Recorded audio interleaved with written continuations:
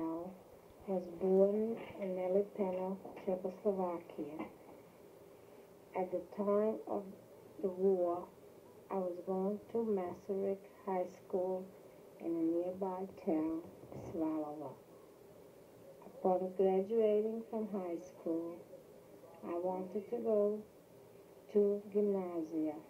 However, they didn't allow a Jew to get any higher studies. So I had to stay home. I was forced to stay home. In the beginning of the war, it was pretty quiet. We were occupied by the Hungarian forces. Hitler occupied part of Czechoslovakia. In the end, when the Carpathian Mountains became hungry. The first year was sort of quiet. They didn't bother us too much. There was anti-Semitism. They were taking away the businesses from the Jewish people and gave it to the Aryans. However, we still had our freedom. But there was a lot of harassment from the militia, from the police, from the hoodlums in town.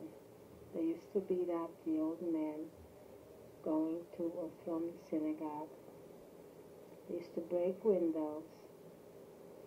And we didn't have to be guilty of anything. All they had to be pointed a finger at any Jew, and they were arrested or harassed. Later on, they came out of law. We had to carry yellow armbands, and we weren't allowed to go into the street in the morning before 10 o'clock. And later and after 6 in the evening. That presented hardship because a lot of people had to go to work early, or in the cities they had to go to the market to shop. They took away all our young, able-bodied men and fathers up to 40 years of age.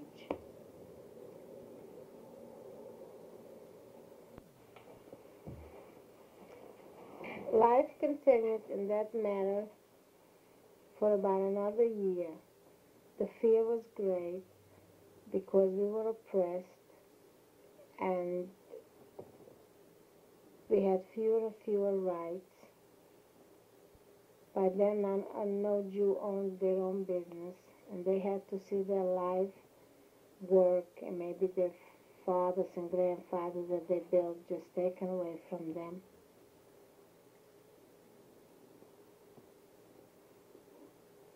And life in this manner it continued until 19th April of 1944.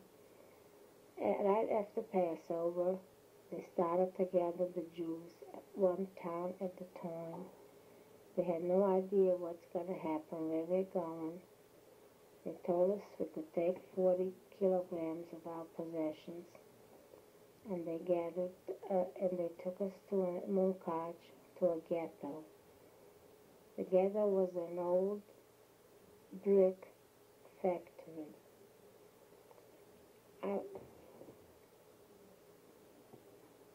Each one was assigned about 25 square feet, each family, and this is on the floor. We put straw and our possessions around us, and we slept. And the mothers were washing clothes and drying the usual and cleaning their children and washing and combing their hair. Life was pretty miserable. I was working in the kitchen, peeling potatoes in the community kitchen. We were there for about a month.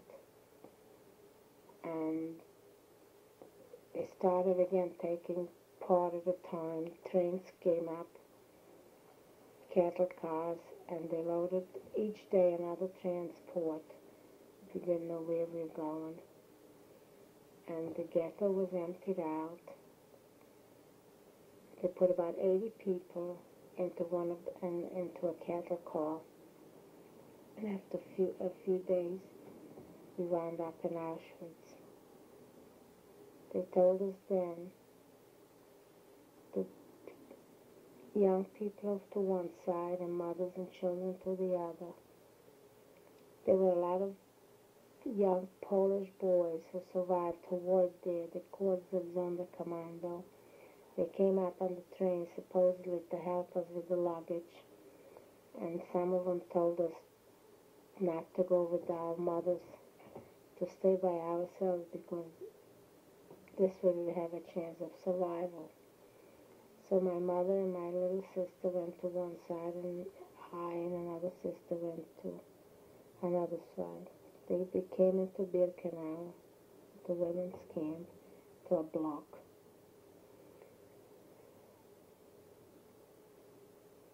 And there was nothing to do. They took all our possessions away. They gave us the striped prison uniforms. We were carrying our shoes in our hands, and they made sure that we didn't hide anything of value.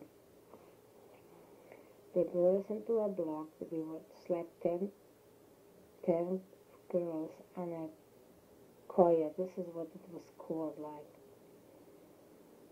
And except for morning celapel and night celapel, there was nothing much to do except to eat that horrible food. And they took us once a week into the showers. After a month, they took 5,000 of this area from a few blocks. They lined us up, gave us rations, a piece of bread, and they were taking us to a train. We had no idea where we were going. Everyone was under the impression they'd taken us to the gas chambers. However, we wound up on a train, again going to nowhere, frightened. After a few days, we came to near Danzig to Poland, and they unloaded the train, put us on a boat.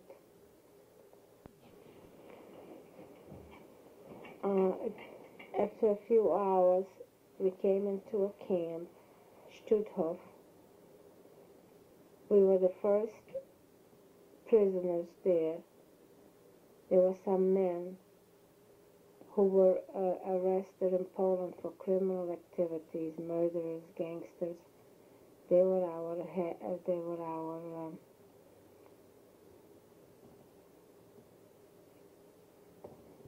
guards. And we had a camp, there was head of camp, a man by the name of Max. The camp was still unfinished. And we went to Holy Terror there. He was a Holy Terror. He terrorized us. We were miserable. The camp wasn't finished. There was no facilities of washing or whatever hygienically. After being a month there, they selected 500 strong women for labor.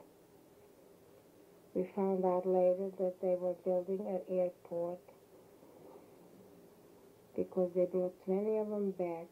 They were nearly mixing cement with their feet, and it ate out their skin, and they brought them back with holes eaten away their flesh from the cement.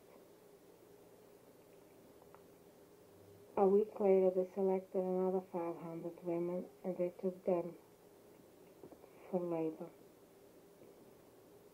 Finally, they selected, I was part of the group, but my sister was separated, and a few other sisters, and we became panicky, because we knew we were separated somehow, we'll never see each other again. So, over the objection and the shouting and the hitting and the shooting over our head, we mixed together. We just went back into the group. And when they selected again, my sister and I were together. They gave us a day's ration, which consisted of another piece of hard bread. And they put us on an open train. and it took about a half a day. They brought us into, the first stop was Merzen, a little town in the fields. We set up tents, and this is where we lived. We got straw and 10 women to a tent. They gave us picks and shovels the next day, and they took us to work. We were building foxholes and bunkers. Every morning, it was still very dark, we were awakened, gave them the black coffee, and came out into the yard there of our camp, sort of, and we were taken to work, and at night we came back. We were there about a month, and one of our young girls got sick. We didn't know what was, but she died because it was our first casualty. A young girl, friend of mine, she just got sick, and a few days later died, and we buried her there. From there, they took us again by train to another area. Took a day and a half. Freidendorf. We did the same thing, set up tents, again given picks and shovels, and took us to the fields for work. There we were a few months, and by then the cold weather set in because it's in Poland gets cold earlier. And they brought clothes from Stutthof and from Auschwitz, our own things, clothes that the Jews came in, because I found my own sweater, which I knitted at home. One of the girls wore it. I recognized it, and she graciously gave it back to me. So each one was thrown as an article of clothing, a coat or a sweater or whatever, because it started to get cold. After a few weeks there, we came to a town, which I don't remember the name, but they built like barracks, round barracks. That was in the winter time. And we were there until the ground didn't freeze completely. As long as we were able to dig even a little bit, we used to pick with a pick the ground, and the sparks were flying. And when the snow came down, we just sat there, and these barracks doing nothing, just waiting to die. By then we were weak, we were hungry, our clothing was full of lice, and we were starting to get sick. They brought once a machine to sterilize our clothes, but it was so cold that it was outdoors, the machine couldn't work from the bitter cold.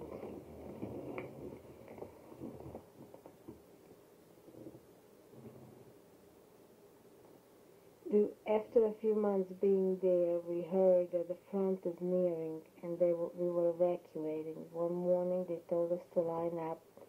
They emptied out all our warehouse, or whatever provisions we had. Each one got a little bit, a little sugar, a piece of bread, or whatever. And we started out. Started away from the front. We were walking day and night, occasionally stopping in a big barn. The barn was big enough to house us. We were picking up from the streets whatever we saw, garbage, frozen turnip to sustain us. Once a farmer consented to cook a few sacks of potatoes in the peel for us. This is what we ate. The women were freezing, feet were frostbitten, their hands. One day, 80 of them died. We lost 80 of them on the way. Even if we did find a farmer let us use the barn to sleep over, it was bitter, it was cold. We had no food, no proper clothing. After 2 weeks, and the snow was knee-deep, after 2 weeks of evacuating, we came into a town near, very close to Danzig, Praus, where our original 500 women from Stutthof were building that airport. They had blocks there, barracks, set up a little bit better than we ever had. We were there just sitting around, and we were dying like flies. The food was less and less.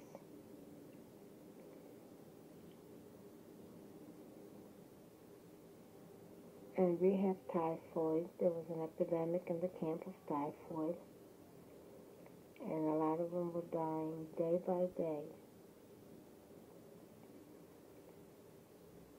And in February, one morning, we got up and we saw our guards disappear. We were left all alone. And we were afraid to go out from the barracks because the airplanes were bombing Danzig day and night. And we were afraid that we might be mistaken for soldiers. After a week being alone, one afternoon we saw a couple of Russian soldiers nearing our camp. We didn't believe it. It was like a miracle. We were half dead. And they told us that they're here, they occupied the territory, which was part of Poland. They took us out of camp immediately. We settled in a nearby town. We had to leave all our clothes, everything that we had, because it was full of lice and we all were contracted typhus. We settled in a small village. We bathed, we washed, and the next day the Russian soldiers came and the doctors, and they put us all into a field hospital because they didn't want the soldiers to get the typhus. After being a month in a field hospital somewhere in Poland, they discharged us. They told us if we don't want to go home, we could go, they'll take us deep into Russia, into a hospital to recuperate. But we were so anxious to go home and find out what happened to our families that each one in little groups started out from town to town begging for food, looking for shelter at night, until we came to a very big city in Poland, Katowice. There was like a gathering, a central gathering for all the flüchtlings, that was the refugees, and from there they tried to find transport for us home. We were there about a week. There was food given, and again they put us into cattle cars with the Russian guards, and they were taking us home to what was used to be Czechoslovakia, which was occupied by Russia. And when we passed our hometown, they were taking us even further into the next town. But my sister and I, when the train slowed down in our hometown, we jumped off the train, came home. There were a few men at home that were in slave labor camps, and they were liberated sooner. And they set up sort of like we used to call it a kolkhoz, Just a community kitchen, and we cooked there, and we were waiting around to see who's alive and who's going to return. After a few weeks, I got my own house back, and I set up house. But the memories of the family, everything looked so alive. Everything was crying, the walls. I couldn't bear it. So we picked ourselves up and went into Germany, into a DP camp. We wound up near Munich, Gardasee, Wasserburg by Gardasee. We waited there for 2 years. We applied for visa to come to the United States.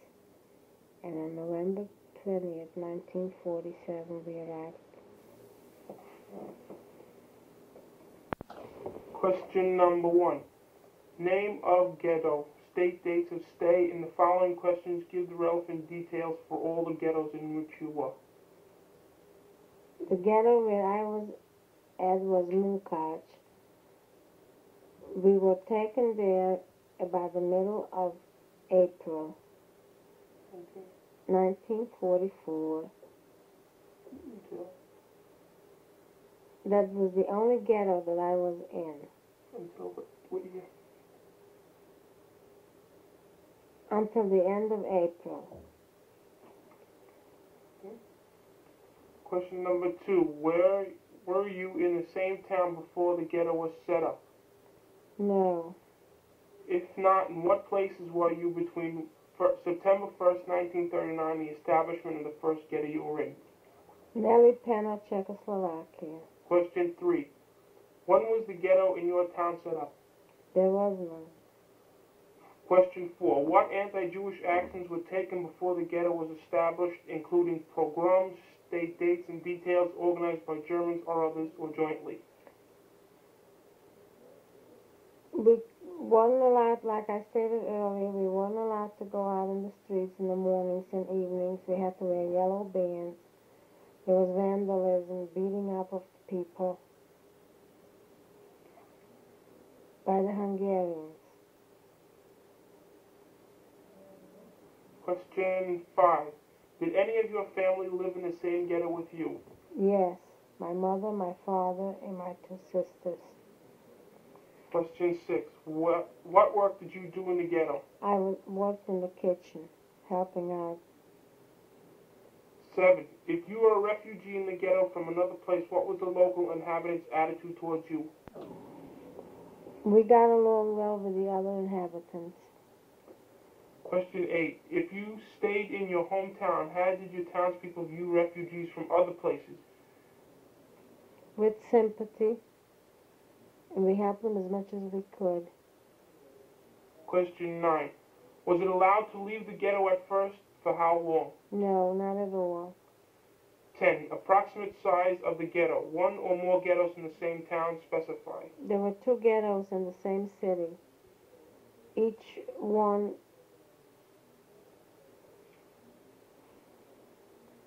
about 10 square blocks, I would say. 11. Was there a wall, a wooden fence, a barbed wire fence, no physical boundary? Barbed wire fence. All 12. Organization of guard at gates. Hours of entry, pass system, nature of guard. Jewish, German, Polish, or other. They were militia. Hungarian militia. 13. Did you have any knowledge of what went on outside of Nazi territory? Were there radios, underground newspapers, or leaflets? Did you send or receive letters from abroad? Through whom, when? No. We had no knowledge except occasionally we used to listen to the broadcast from London, which was illegal. We could have been shot for it. We heard the progress of the war, but nothing about the Nazi atrocities. 14. When did you know the truth about the extermination, the gas chamber? After coming to Auschwitz about a week later, we saw the flames coming from the ovens, and we asked what they are, and we were told. 15. Did you have any personal or family plans to escape? No. 16. What did you eat in the ghetto at different times? Size of ration, method of distribution, who distributed it? We got in the morning a coffee, ersatz coffee. We got once a day a ration of bread, an average loaf. 10 people shared in a loaf. At night, a barrel was brought in, a large wooden barrel of soup. Everything in it, potatoes, cabbage, whatever. And we were given a ladle full of soup. That was our rations. 17. Size of living space throughout the time. Cooking and sanitary arrangements, availability of coal or wood for heating. I don't know the size of the area, but we slept 10 people crammed, five each, 5 on one side and 5 on the other, and we were packed like herrings. If one of us wanted to turn over, all 5 of us had to do it. There was no need for heating because we were there in the summertime. 18. What pre-war political parties were there? What were their relative strength? And who were the Jewish leaders in the town before 1939? What happened to them during the war? We had no political except the Democratic Party. We had no leaders other than the government. 19. How was the first Judenreich appointed? Who were the people in it? Try to describe the Judenreich development as far as leadership and organization are concerned throughout the time. Describe origins and background of Judenreich members if known. I have no idea of Judenreich. We were in a small town. We didn't have any. I have no idea. 20. Regarding Jewish police, how many policemen were there? About 25 in the ghetto. Were they subject to Judenreich or did they rule it? They were subject to Judenreich. Were they directly under German supervision? No. These questions are for Stutthof labor camp.